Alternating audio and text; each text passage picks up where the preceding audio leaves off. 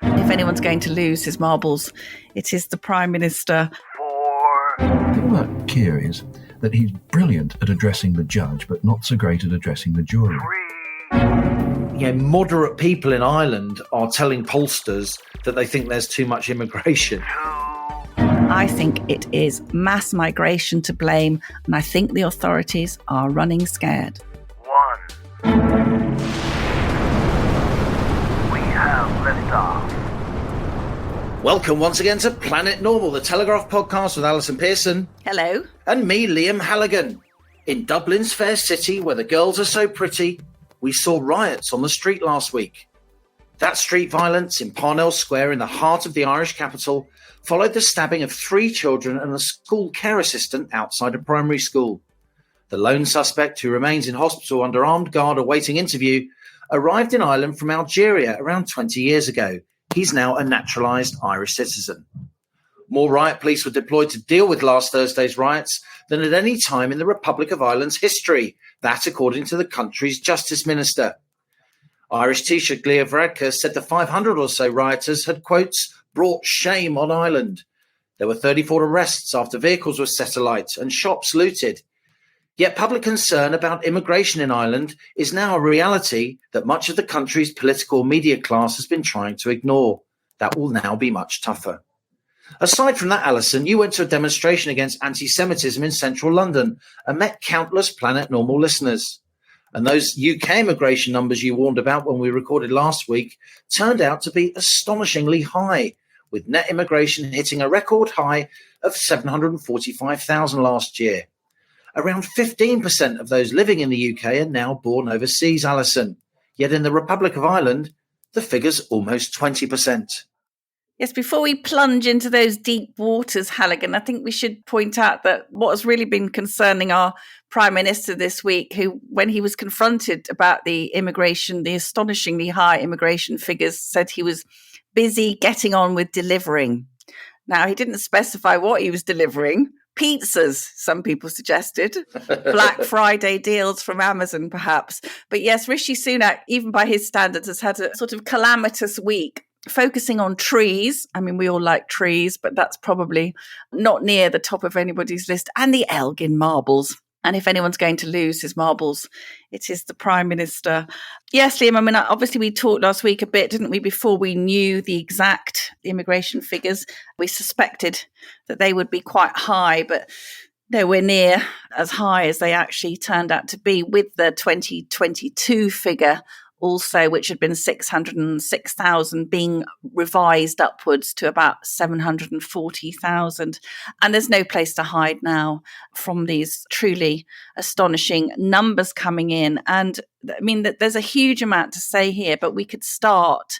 First of all, I think we can say that the events in Israel have proved to be a Pandora's box, because they've triggered the weekly now Saturday pro-Palestine march. As you said, I went on the sort of sister march, which was the anti-Semitism march on Sunday, which we'll come to later. But these marches, I think, have shone a spotlight on concerns in the UK about sections of our society which may owe loyalties to foreign entities, particularly as some of the organisers of that pro-Palestine march, I think 3 of the 6 groups organising them, have been proved to have links to Hamas, and indeed some actual members of Hamas. I think this has sort of stirred the pot, Liam. I think these concerns have been bubbling beneath the surface, but I think they're really boiling up now with a kind of fury. And we saw that erupt, as you described, on the streets of Dublin. Those little children and their carer were stabbed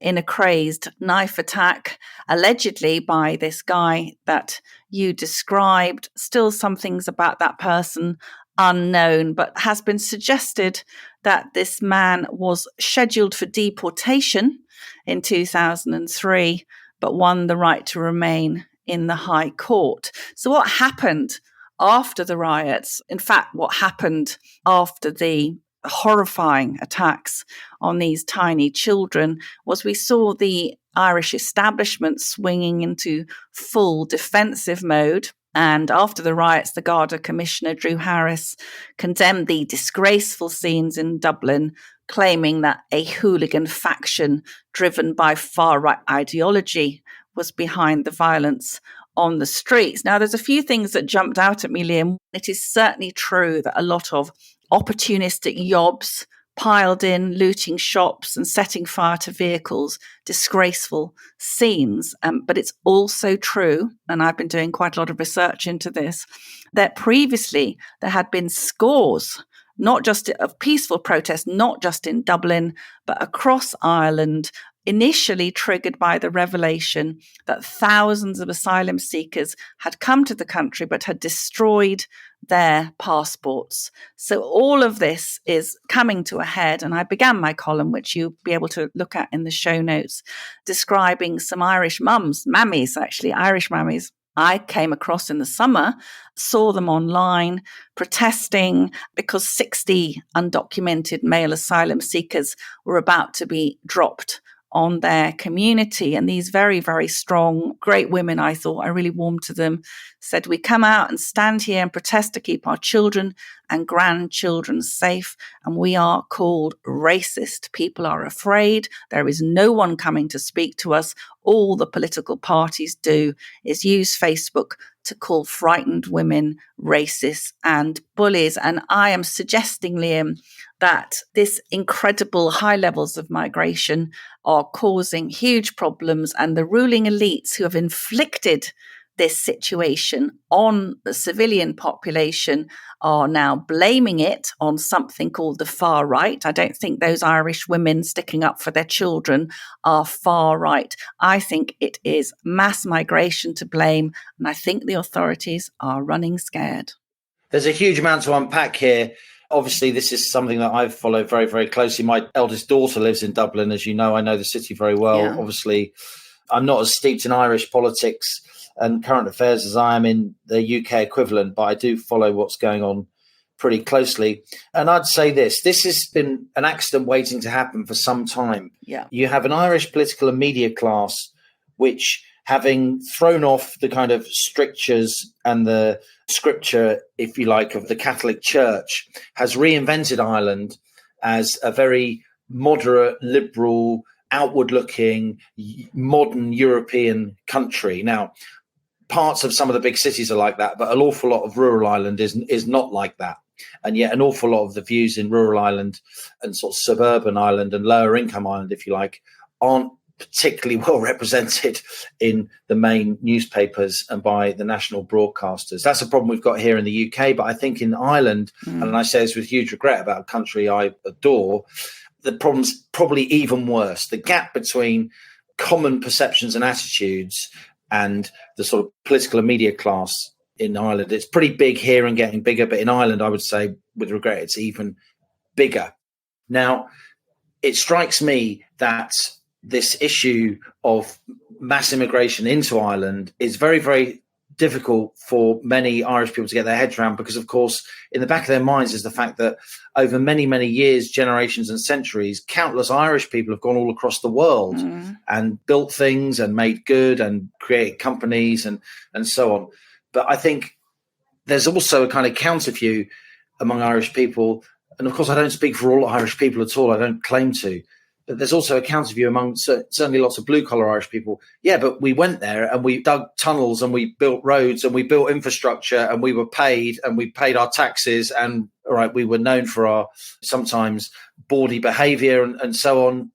Unfairly, many Irish people would say. But at least they did something and contributed something. And there's a sense, fairly or unfairly, rightly or wrongly, accurately or inaccurately, that quite a lot of the immigrants we've seen coming to Ireland, I mean, while many of them contribute hugely, and to go to Dublin or Galway these days, you may be served by a chirpy Irish person behind the bar, but you could equally be served by someone from Lithuania, Moldova, Spain, France, Poland. It's increasingly a multicultural place. And yet there's a sense that quite a lot of the immigrants aren't really doing anything. They're on benefits. They're squeezing the system. They're taking without giving. And that really sticks in the craw of a lot of Irish people. And the fact that their views aren't reflected at all in many of the papers and on the national papers has led to a kind of situation. And in a country where violence on the streets is actually incredibly rare, where the murder rate is about a quarter of what it is in the UK, very, very low. They're just not used to these kind of explosions of violence on the streets. More riot police used than at any time in the Republic of Ireland's history, of course, which of course is a relatively short history. The Republic of Ireland was created at the end of the 1940s, of course. But still, this is such a big event. And also Irish people, I've talked to lots of Irish people in the last few days since last Thursday. They're astonished and ashamed that this is leading the news around the world. This isn't good for sort of Brand Island. Brand Island is, 1,000 welcomes. Brand Island is amazing scenery and incredible fishing and warm pubs and, incredible virtuosity with music and song and poetry, and a country that lives its culture and is proud of its culture. These are the kind of things that the Irish would usually see on the streets of London and kind of tut-tut under their breath at. And yet now it's happening on the streets of Dublin. And I genuinely believe that the political and media class in Ireland is going to have to react, because it's not right to just dismiss this as a spasm of a bunch of political extremists.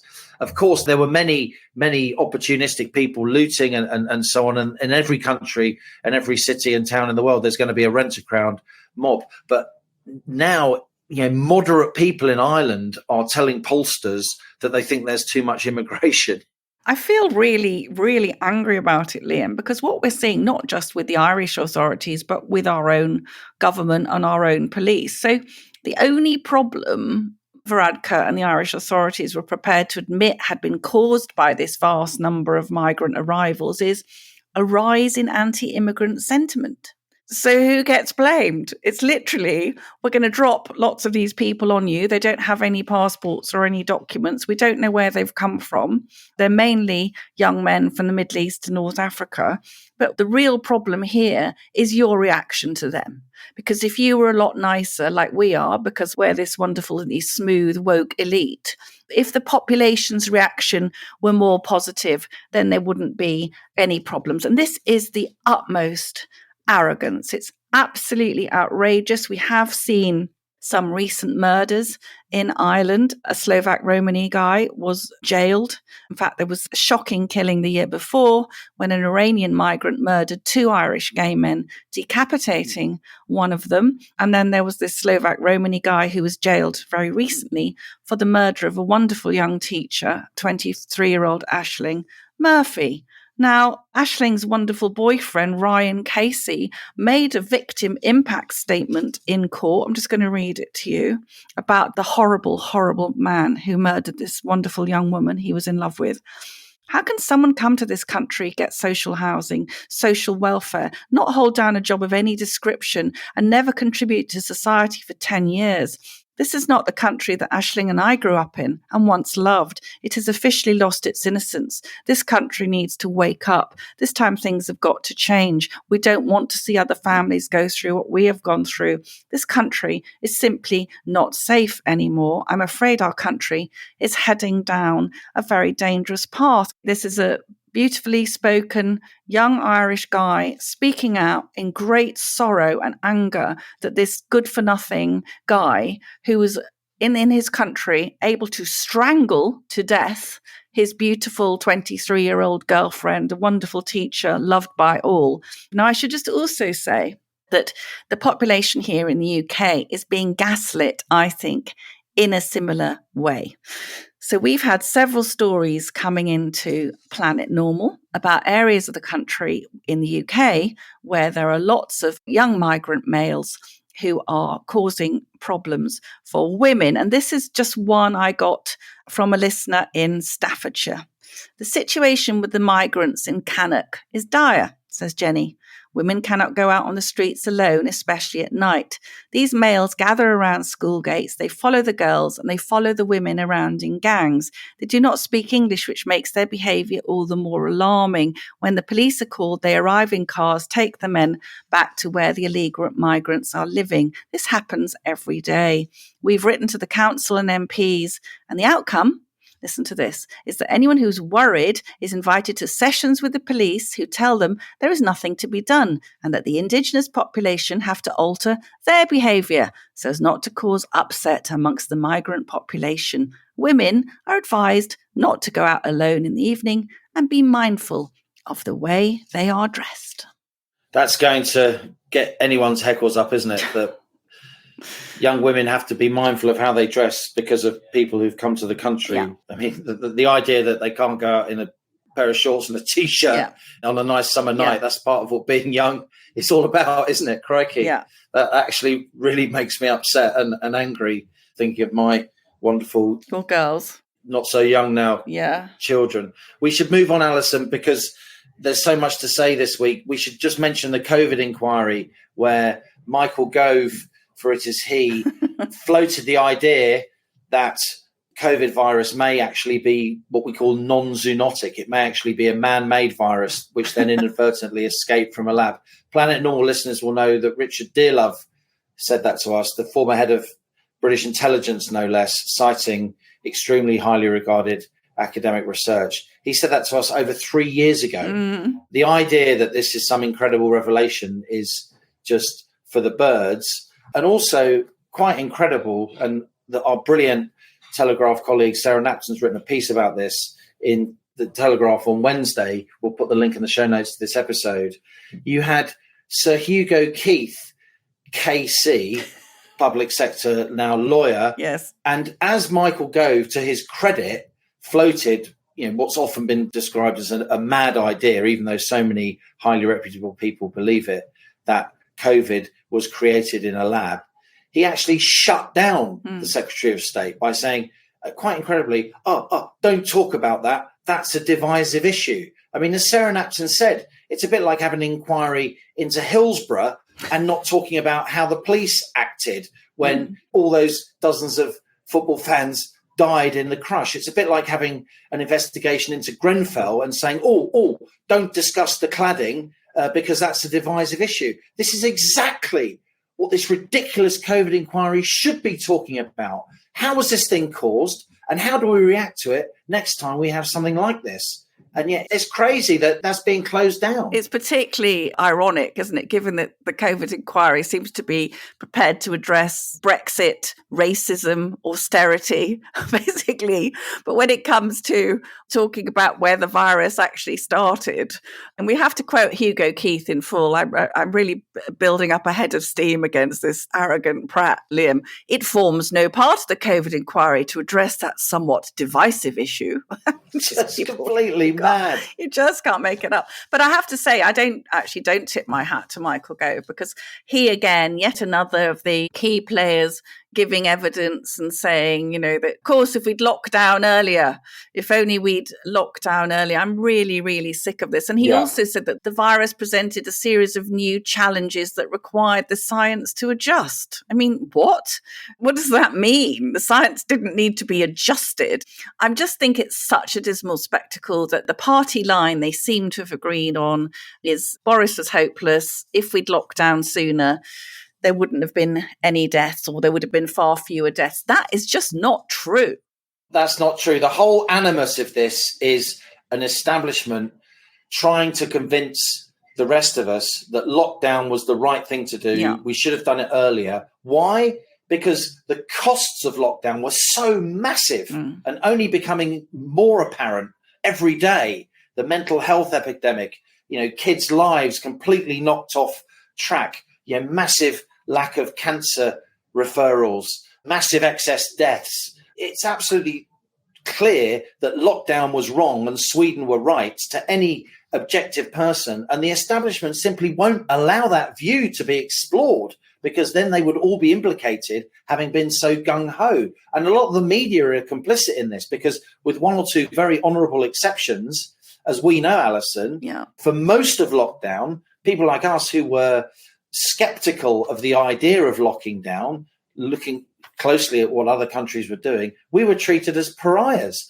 And most of the media class was completely complicit in wanting a harder, faster, firmer, longer lockdown. So the media is happy that the COVID inquiry is this damp squib that doesn't tackle the real issues. And that came to a head with the ridiculous spectacle, as you say, of a taxpayer-funded KC stopping the Secretary of State for levelling up from floating the idea, or trying to stop him from floating the idea, that this was actually a man-made virus. It's interesting, actually, that America, to its great credit, just seems to have better mechanisms of democratic accountability. So not just by our friend Jay Bhattacharya, who's been leading the charge with various legal cases being brought against the government and indeed states of America for their behaviour over lockdown. But we've actually seen recently, Liam, regarding what Sir Richard Dearlove told us all those years ago was an engineered escapee from the Wuhan lab.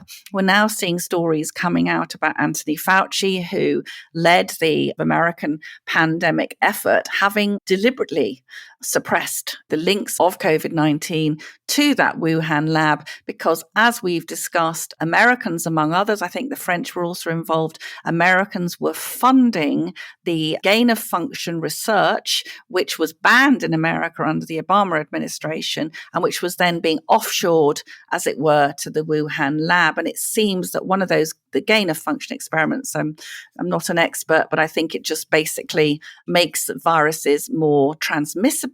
So one of these gain of function experiments, allegedly funded by Anthony Fauci and various other key players, Peter Danzuk and some of these other people, all up to their necks with the World Health Organization. Surprise, surprise. So this now is coming out in America that Fauci did his best to suppress the story because, of course, it would be immensely embarrassing if a virus which had killed hundreds of thousands of Americans was actually paid for, and the development of which was paid for by the United States. Now, they seem to be far ahead of the game.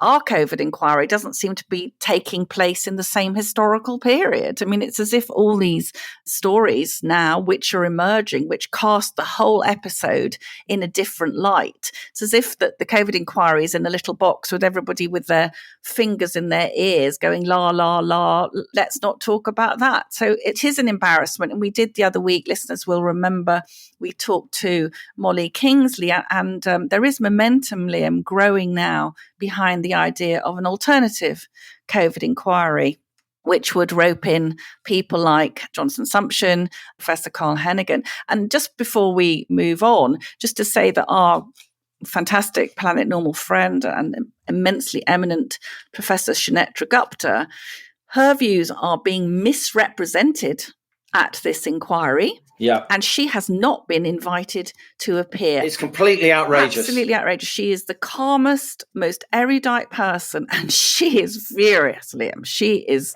really spitting. And even in his evidence, Dominic Cummings said at this famous, notorious meeting where Tegnell, Anders Tegnell of Sweden, Carl Hennigan, Sunetra Gupta were pulled into a Zoom call by Boris to talk about alternative ways to approach the pandemic. Now, Dominic Cummings said in his evidence that Tegnell had basically said, oh, please don't do as little as Sweden. And Sunetra Gupta said nothing of the sort was said. All right. Yeah. So there's some very, very dodgy things going on there.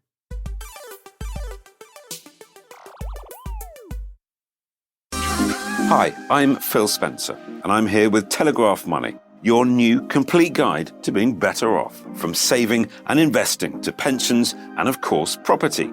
Telegraph Money puts a wealth of expert opinion plus useful tools and calculators right at your fingertips. Explore more from me and our personal finance experts now. Search Telegraph Money today.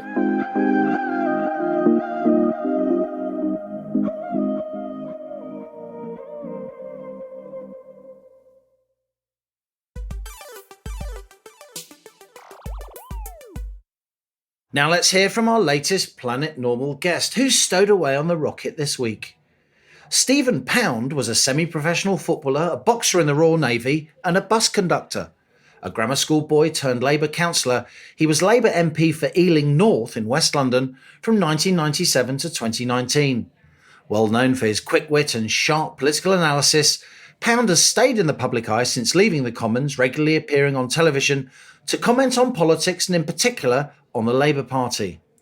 Having been an assistant whip, Pound also served as a shadow minister for Northern Ireland, but his political career was centred on his role as an Ealing councillor for 16 years before he spent those 21 years in Parliament. a man steeped in Labour Party politics, but independent-minded enough to say what he really thinks, I started by asking Stephen Pound how he got interested in politics in the first place. I got into politics for the wrong reason. I mean, you ask any politician why they got into politics, they will all say with their fingers crossed, I did it to make the world a better place. I looked around me and I saw misery and unhappiness and starvation and poverty, and I decided that I would get into Westminster and make damn sure that never happened again. I got into politics, I was so damned angry. I was a councillor in Ealing at a time when schools were falling to pieces.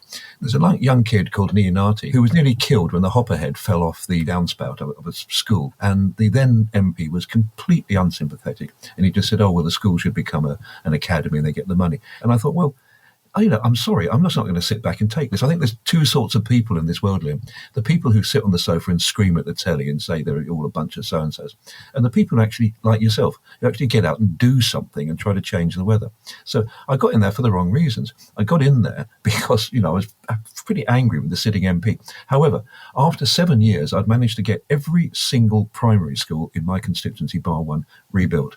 Mostly by putting an immense amount of pressure on Jim Knight, who was the education guy, and a few other people. I don't know if that answers your question, but it's as close as I can get.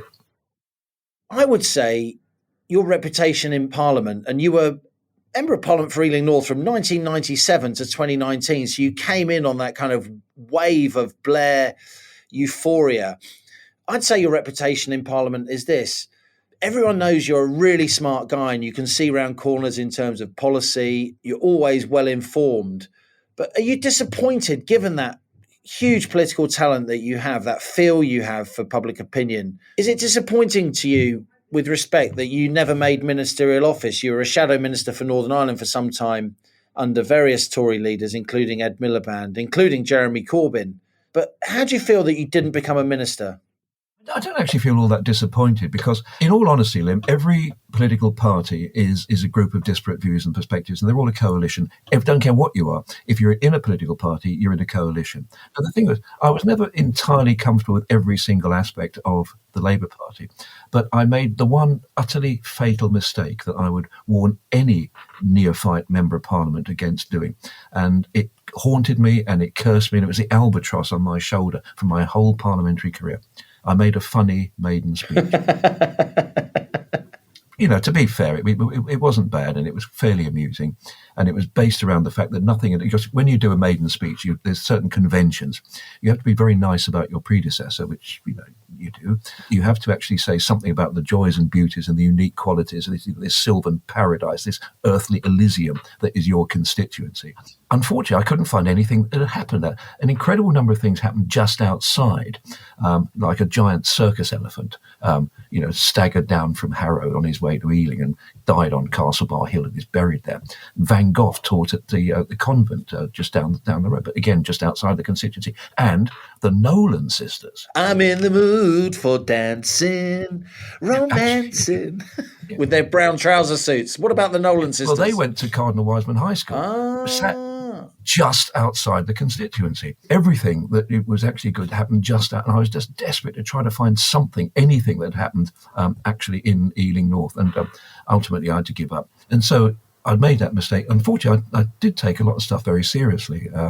And I think the equalisation of the age of consent was one which was a very, very difficult vote for me, but, I supported it. You voted against same-sex marriage, didn't you? I did, yeah, at that time, because I simply couldn't understand how, when church attendance is actually declining across the country, there's vast groups of men and women who wanted a religious ceremony, because, the marriage in the European context is a religious ceremony. It takes place in a mosque or a synagogue or a mandir or a church. And I voted enthusiastically for civil partnerships. I mean, crack on, but I simply couldn't understand how essentially a theological construct, that the marriage of a man and a woman should somehow be extended into same-sex marriage. Unfortunately, I also voted for Iraq, mostly because Tony Blair made one of the best speeches I've ever heard, and Clwyd made a brilliant speech, and huge numbers of Iraqi constituents came to my surgery and they said, what are you going to do? Are you going to walk by on the other side of the road? Are you going to do nothing? Or are you going to do something? And in hindsight, I should have realised that one of the best things that a politician can do is to do nothing. How important is your religion to you, Stephen? When we've talked in the past, I've been surprised to hear that your Catholicism is such a big part of your life. It is. I like to think that I'm a Catholic who happens to be an MP rather than an MP who happens to be a Catholic. I mean, it is important to me. It's the one point of utter, unbreakable, irrefragable stability in my life. You know, there's imperfections in every structure, but I have to say the Catholic Church provides me with that bedrock. It provides me with that point of reference, that point of stability. And ultimately, Catholic social teaching, I think, motivates my politics more than absolutely anyone since Anara Bevan. Talking about Labour leaders, you're no longer in the House, but you remain a high-profile commentator. Your views are sought widely. How's Keir Starmer getting on? To a certain extent, all he has to do is to sit back and rub his hands together and say, crack on, Tories, start cutting your throats. But here's an interesting thing, Liam. There's a kind of pattern in British politics where you have a very flamboyant, look at Churchill, great flamboyant leader, followed by Attlee, complete opposite. Thatcher, great star, and she's followed by Major. And after Johnson, you see the pattern. So you're saying the country's ready for boring? The country's ready for stability. It's ready for someone who is not incontinent and profligate and all the wonderful things that Johnson is. You know more than anybody else what really matters in the world, and as we found out during the Liz Truss interregnum, is confidence in the fiscal stability, the financial basis of our country. And its Standards and Poor's are more important than any number of constituencies swinging one way or the other. The point I'm trying to make is that you say Keir Starmer is boring. When I worked with him in Northern Ireland, he was the public prosecutor in Northern Ireland. People, as you know, Northern Ireland's a tiny place. Everybody knows everything. We used to talk about him, and somebody said to me, he said, the thing about Keir is that he's brilliant at addressing the judge, but not so great at addressing the jury. There's a smidgen of truth in that. He's got this forensic skill and ability. But on the other hand, I've actually seen him let rip a few times. And if you really want to judge the man, I mean, was it Napoleon said, you can only really understand a man if you understand the world he lived in when he was 21. I would recast that and say you can only really understand a man if you try to mark him on a football pitch. And believe you me, you would not want to get in the way of Keir Starmer, the midfield general. He makes Roy Keane, look like Minnie Mouse. I mean, he's terrifying. He's a much, much more interesting person. I mean, they used to say that Liz Truss has hidden shallows. Keir has got considerable depths, which he's starting to reveal slightly. He can't sit back and say, well, look, Angela Rayner, does the tub-thumping stuff. I do the quiet work in the background. Because in politics nowadays, we're in a totally different world. The old certainties, the fact 99% of the people used to vote for the two main parties back in the 50s. We're now in retail politics. We're in pick and mix politics. And I'm pretty sure that we're going to end up like the situation in Ireland where you have about 12 or 13 independent TDs in the Dáil. And I think we could end up with that. So his personality is becoming much, much more important. And I think Keir's thing at the moment, don't frighten the horses, steady as she goes, Stanley Baldwin type style, will work as long as he's surrounded by some people who are sort of fairly extrovert, the Wes Streetings, the Angela Rayners and the people like that. But let's compare his front bench, Stephen. That front bench that you came into Parliament with in 1997, Blair's front bench was a lot more impressive, I would say, than Starmer's front bench. Blair's front bench wasn't as left-wing as Starmer's front bench. Blair's front bench had people on it who were national figures already, people like Jack Straw, people like Robin Cook, people like Gordon Brown. Starmer, Reeves, after that, it's pretty ropey. Well, we didn't actually know a lot about David Blunkett, and we didn't know a lot about Frank Dobson in those early days. I mean, Alan Milburn is a good example. I mean, Andy Burnham's another good example. He wasn't even in the cabinet. Nobody knew Andy Burnham. No, he's a special advisor, wasn't he, to Tessa Jowell at the time? Indeed he was. Yeah, God, you're well briefed, aren't you? Yeah. How about Labour's latest utterances on immigration, saying that they're going to get immigration down to 200,000. It's currently, 700,000 net, isn't it? Do you think that's dangerous waters for the Labour Party to be fishing in? Dangerous waters is to be flying a rigid inflatable boat across the channel. Look, the numbers game is poison. It's absolutely corrosive the minute you start to talk. The minute you put a cap on immigration numbers, if say you got 100,000, it's at 999, and then some brain surgeon applies and, oh no, I'm sorry, you can't come in because we've hit the numbers. It's meaningless. Look, the real problem is the government are looking at this whole immigration issue through the wrong end of the telescope. They're looking at, what happens, when you've got a great flood of people who've rocked up in Dover. What you need to do is to go back to what we did before, actually do some of the processing in France. We had it in Sangatte, where we actually had people processing immigration cases, but also do what the Dutch do. I mean, not elect Geert Wilders, for God's sake, but if you look at what they're doing now, Admittedly, most of their immigrants come through Schiphol Airport. They actually process them there and then, and they do not get out of the airport unless they've been approved. The thing, Liv, a lot of the people who do turn up on our shores are people we'd actually want here. We want to get them working. We want to get them paying tax. We want to get them contributing to the economy. What we don't want is for them to be sitting, rotting in hotels somewhere, which is costing us millions, if not billions. I mean, what an absolute farcical waste of money. Look, certain people, we're not going to be able to chuck them out. We can't send somebody back to Tehran. Imagine if we sent somebody back to Kabul or Kandahar. So we can't do that. So let's make the most of what we've got. We're a country built on emigration. We're built on the energy that people bring to us. What we cannot do and what we cannot allow is completely unregulated emigration with all the dangers to national security. And if I can say something that may offend no more than about 90% of Telegraph readers, we need ID cards here and now, because at the moment we have no way of knowing who's in this country. We're one of only 2 European nations that haven't a Scooby-Doo as to who is living in the country, because there are thousands, if not, I don't know, there might even be more, people completely unregulated, and we should be able to go down to the car wash and say, never mind this, show us your papers, Englander, but just simply say, just check in your ID. What on earth is wrong with that? France, the country that invented chauvinism. Chauvin was a Frenchman. They have ID cards. Every other country except one has ID cards. We need that if we're going to control immigration. But let's look at the problem at the source, not at the end of the telescope, at the end of the production line, because that way you lose control completely. You end up with Lee Anderson saying something quite sensible. Why on earth do we look to Rwanda when we've got uninhabited islands off the coast of this island? Much more sensible.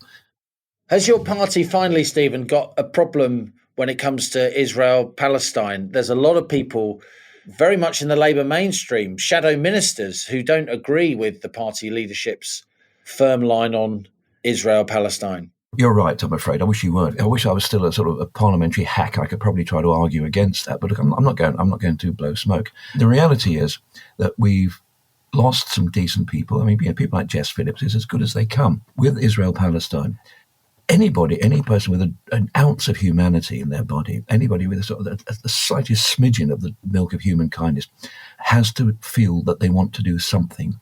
And marching through the streets of London is a way of expressing that. Unfortunately, it is utterly negative and it's utterly counterproductive.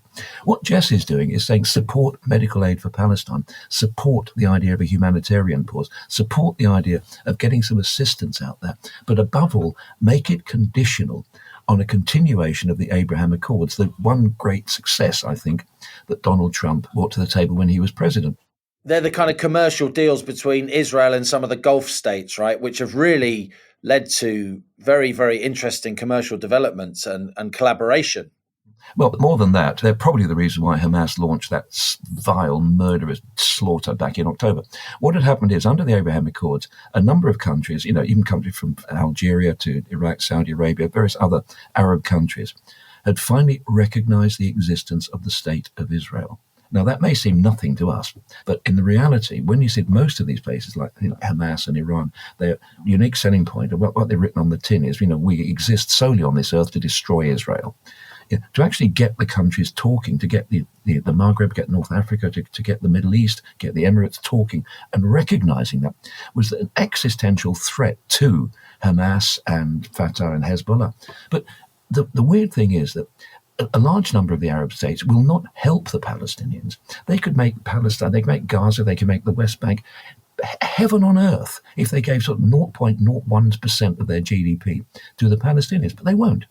They won't, because to a certain extent, it suits some people to have the permanent agonized suffering, the bleeding, the crying, the weeping of the Palestinian people. And it supports Hamas because, Hamas is the agency through which what little money that does go into Gaza flows. Iran will support Hezbollah and will support various other groups because it is part of their whole purpose in life, which is not to feed their people, which they're not doing. It's not to introduce democracy, which they're not doing. It's not to give people in one of the most intelligent, articulate and sophisticated nations on earth, the Iranian people, not to give them what they need, but to simply distract them by this existential threat. Reverting to Napoleon yet again, when he was in trouble, he used to say, we used to create this thing called la patrie en danger, the country's in danger. Look to an external enemy, externalize your problems. Then people don't worry about the internal. We can just say, oh yeah, appreciate people are starving, people are being slaughtered, murdered, executed for not wearing hijabs and God knows what. But look what's outside the boundaries. There's something even worse out there. So let's just forget about our problems and concentrate on the enemy. However, your key question is, does the Labour Party have a problem? I think the nation has a problem. When you have 100,000 people marching through the streets of London, chanting about from the river to the sea and saying Hamas is right and calling conservative politicians coconuts, there's something profoundly wrong there. I mean, what on earth do they think they're doing? They're not calling for the hostages to be released. They're not calling for a two-state solution. They're not calling for proper negotiations. They're calling for the extinction of the Israeli people. And are there really that many people who feel that way? I was quite cheered by the counter march, if you like, that took place this weekend, the anti-Semitism march, which was incredibly well behaved. And I remember, one of the police officers said, this is getting rather boring. He said, we haven't had any trouble all day. And I said, you probably won't get the trouble because there are some people, again, remember what Yeats said, the best lack all conviction, but the worst are full of a terrible intensity. It's a brilliant quote. Stephen Pound on that bombshell. Great to have you with us on Planet Normal. Thanks so much. Thank you, mate. Cheers. So there you have it, Allison. Former Labour MP Stephen Pound. He's a pretty influential commentator these days. He obviously wants a Labour victory. He obviously thinks Keir Starmer's doing a pretty good job, even though he's rebelled against his own party quite a lot in the past, Stephen Pound. I really enjoyed that interview. Isn't it interesting? Once they're not in Parliament, a sort of different kind of personality comes out. Stephen sounds like just the kind of person you'd love to go and have a drink with. Very funny, very mischievous, very acute analysis. I mean, I loved him saying that the Starmer might as well just sit there and watch while the other bloke screws it up, really. Yeah, but fascinating. And I still think your point, Liam, is well made, which is that great sort of Tony Blair intake of front benchers in 1997 was a real cut above what we're looking at now, even though Stephen Pound says Starmer is a sort of deeper and more interesting character than we've yet had a chance to see. I think that's right. That Labour front bench in the mid to late 90s that came into office, you had the likes of Jack Straw, Gordon Brown, Robin Cook, Mo Mowlam. These were major political figures anyway. They just managed to break through in opposition more than Keir Starmer's front bench has, as indeed Tony Blair had. I think the reputation of those front benchers was really spearheaded by Blair as the public became more interested in him as when he was Shadow Home Secretary from the mid-90s. And the idea that Labour were going to win and were going to win big became rooted in the nation's consciousness. There was a real interest in the kind of people who Blair would be bringing in with him. And there isn't that interest at the moment because Starmer himself just isn't generating the same amount of enthusiasm. You get the strong impression that a Labour government would happen because it's not the Tory government, not because people actually want Starmer and want his front benchers. And I think Stephen Pound understands that. And I think he also understands that what Starmer is likely to do, he's going to be like the gorilla on the tightrope with the Ming vase. And the only thing to do is to get across while holding the vase and not fall off the tightrope. Labour are going to say as little as they possibly can between now and the general election. But just as a further mark of Rishi Sunak's failure, Starmer is now outflanking him on immigration, Liam. I mean, we're in the realms of fantasy here, aren't we? With Labour promising to reduce immigration to 200,000. And I just think it says it all, really, doesn't it? That the Conservatives' traditional strengths of the economy and immigration now less trusted than Labour. I was interested in Stephen Pound's comments on the Palestinian pro-Palestine marches, actually, which have grabbed headlines. I mean, I'm now thinking, are the police really going to allow them to go on over the Christmas period when families come up to the capital, don't they, for a bit of tea and some shopping? And that's going to have a huge, huge effect on retailers. But it'd be interesting to see whether they will actually tell the organisers that they have to stick in a park. But, before we move on, Nolan Sisters, bit of a reprise. Come on. I'm in the mood for dancing, romancing, and giving it all tonight.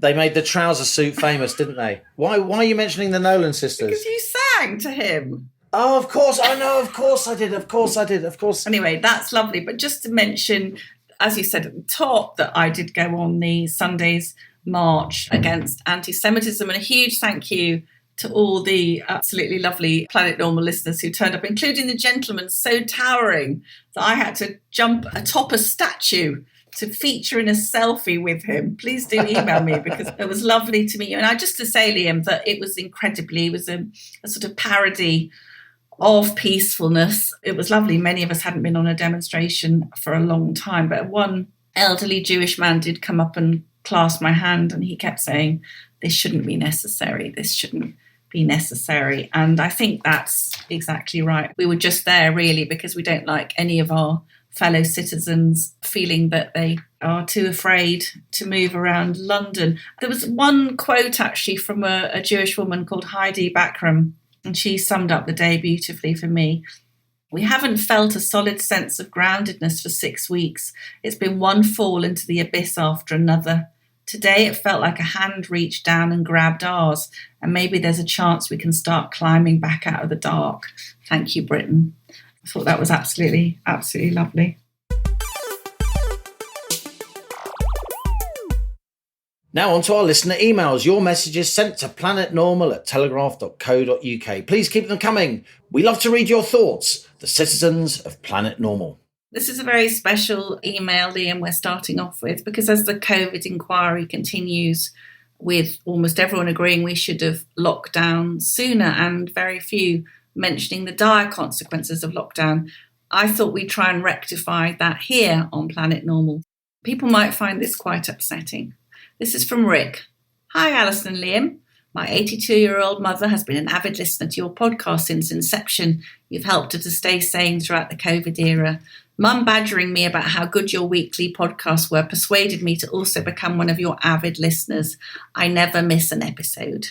I've pondered for the past 3 years whether sharing the circumstances of my own father's COVID-era death would be of any interest to anyone. But as the COVID inquiry is well underway, I thought it timely that I should share the experience that my father, my sisters and I suffered. As an aside, my father died of natural causes, not of, with or from COVID. In April 2020, my father, who was 83 years old at the time, was admitted to Salford Royal Hospital. I have 2 sisters who fortunately look very much alike, and they live closer to the hospital than I do, so they took it in turns to visit Dad during peak COVID lockdown. Restrictions prevented a patient having numerous visitors. Of course, back then, most of us were adhering to the protocols in place for the greater good of everyone. I did likewise, even though I was desperate to see my dying father. Alas, I got the call from one of my sisters that Dad didn't have long left. We agreed I would visit him alone the next morning. 9 a.m. on Tuesday, the 12th of May, 2020, I arrived to an almost deserted Salford Royal Hospital, masked up, hands sanitised. I wandered the corridors almost alone. I found the ward. The doors were locked. I knocked and waited. A nurse opened the door. "Yes," she said. I introduced myself and asked to be able to see my father in his final hours. "No," she said. "Only your sister is allowed to see him." I was completely taken aback, and it took me some seconds to realise from the harsh, abrupt and unapologetic tone that she wasn't joking. I asked her again, explaining I had sacrificed not visiting in the weeks prior in order to assist with the pandemic effort, to do the right thing, keeping contact to a minimum, take the pressure off the NHS. But I desperately hoped now she could find a way to accommodate me in seeing my father for the final time. "No, sorry, hospital policy, only one named visitor per patient. You are clearly not your sister. Now I'm sorry, I must get back to the ward." The nurse turned around, walked back through the door, and it slammed behind her. Only then did it dawn on me that the nurses thought my 2 sisters were one and the same person.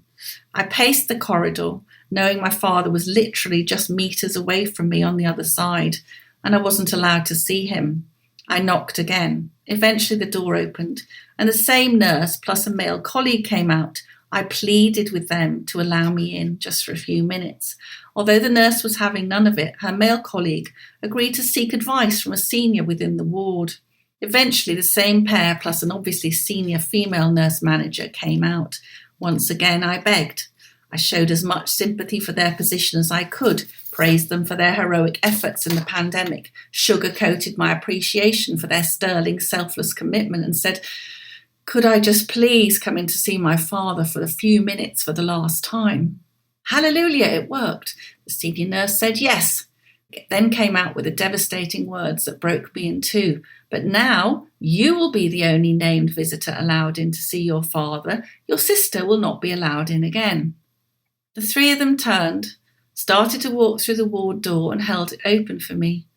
I stood rooted to the spot, just a metre away from entering the promised land and being able to see my dad in his dying hours.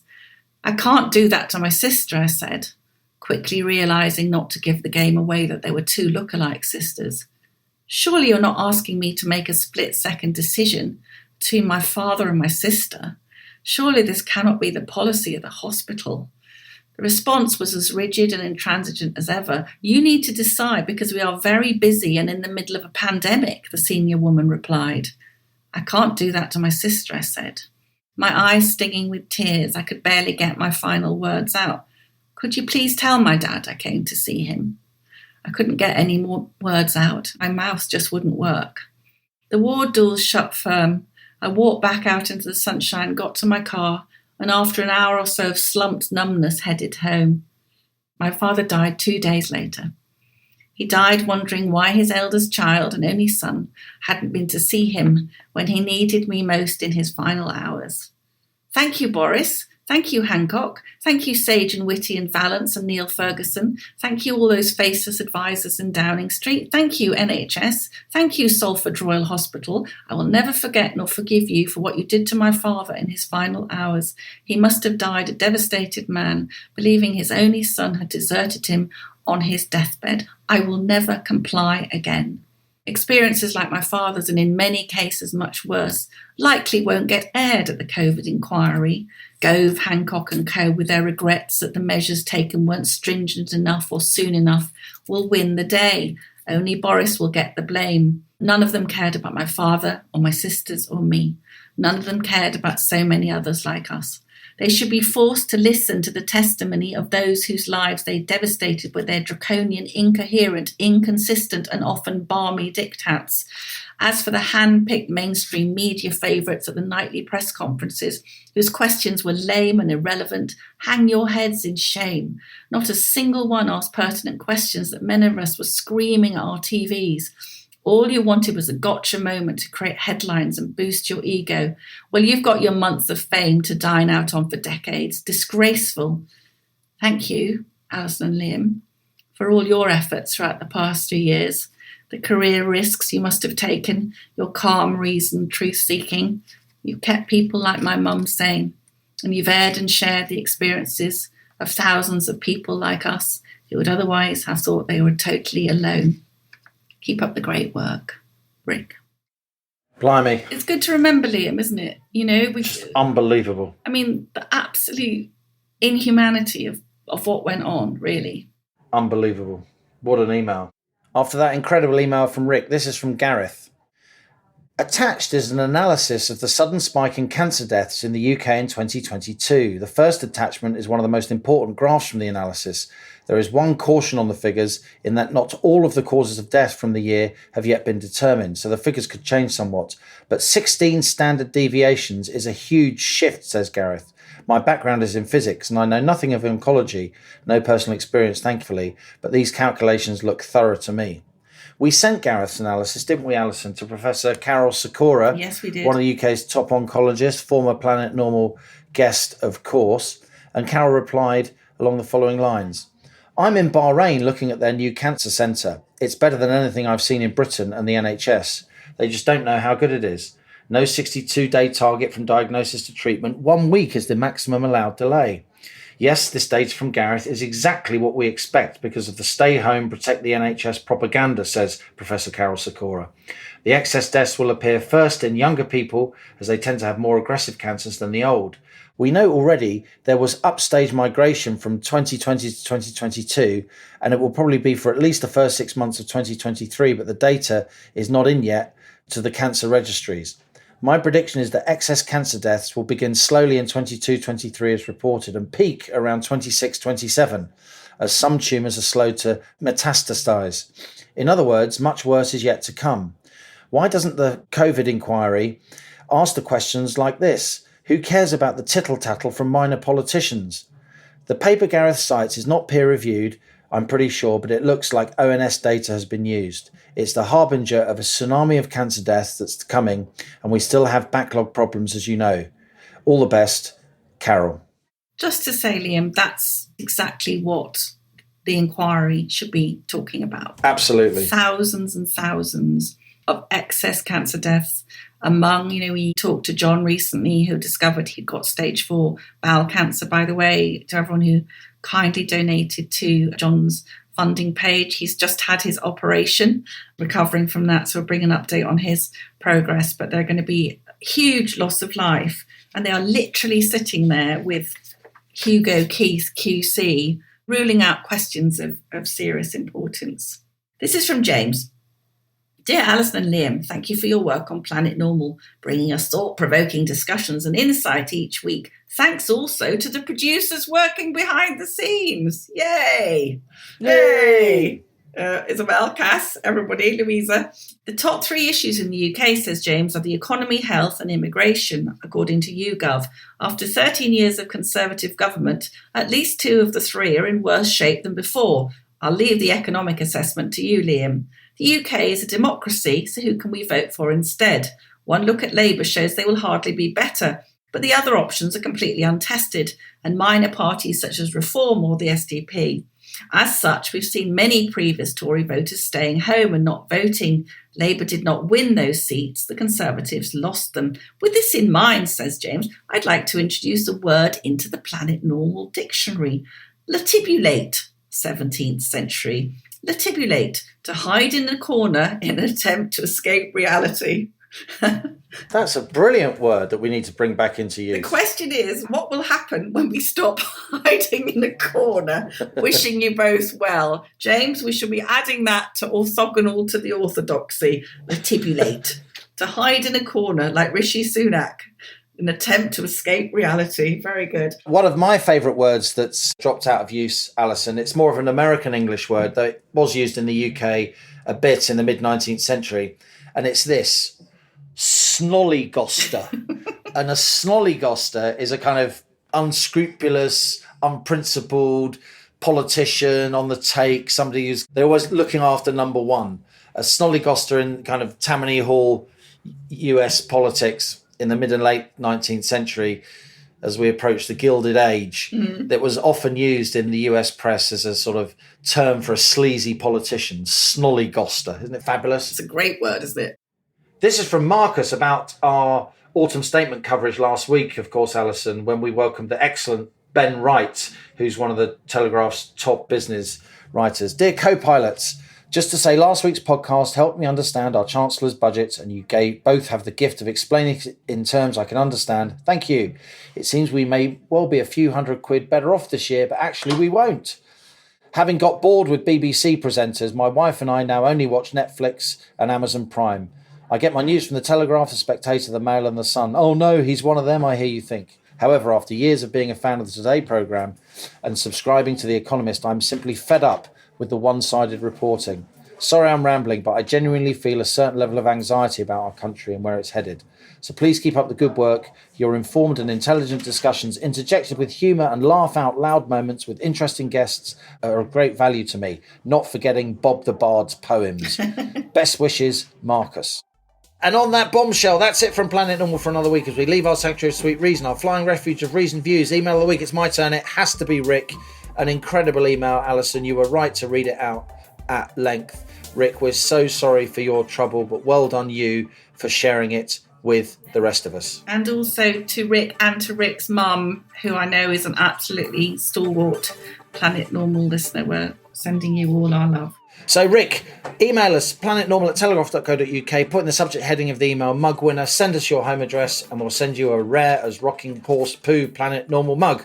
So some breaking news. This coming Sunday, it's a special day in the calendar for us. It's the Telegraph Christmas Charity Appeal 2023. 4 absolutely brilliant causes: Marie Curie, RAF Benevolent Fund, Race Against Dementia, and Go Beyond, which sounds a fantastic charity, giving breaks in the countryside to children who live in, terrible circumstances with domestic violence, bereavement and poverty and so on. It's always a really uplifting day. The co-pilot and I will be there scoffing mince pies and wearing reindeer antlers and generally making merry with you on the phone, and also marvelling at the incredible generosity of Telegraph readers, even in the most difficult cost of living times. Last year's grand total, Liam, was £726,000. Amazing. And we're really hoping to hit a marvellous million this time. So every donation is hugely appreciated. So Liam and I will be there